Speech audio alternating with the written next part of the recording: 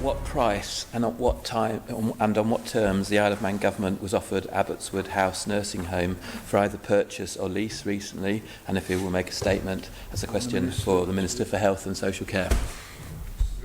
To reply. Thank you, Mr. President. For the short term, Abbotswood advised that we could remain in their premises for a rent of £29,000 per month, interest at 4% above base for late payment. In addition to the rent, the department would be responsible for all utilities, insurance and interior decoration. Restriction was imposed on the department bringing in furniture or equipment to the premises without Abbotswood's express permission and other general restrictions. It would also be a tenancy at will, which means that Abbotswood would be able to bring the tenancy agreement to an end without notice. No medium-term option was presented. In the long term, there were two options.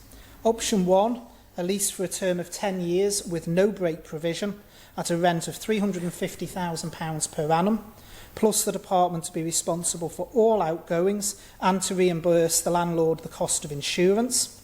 This rent would be reviewed upwards only on the 5th anniversary of the start of the term.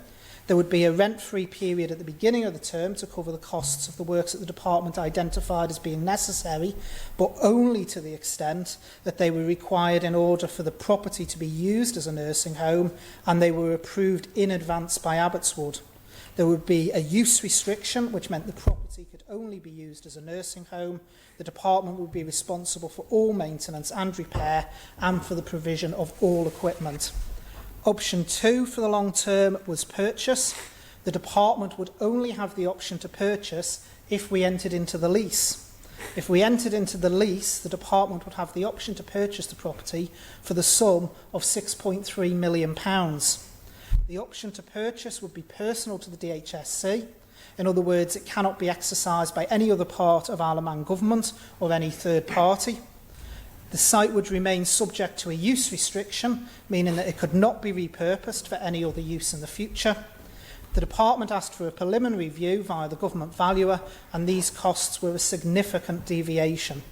In addition to this position, there were a number of matters that were unacceptable to the department, namely the fact that Abbotswood would like the short-term tenancy agreement to be at will.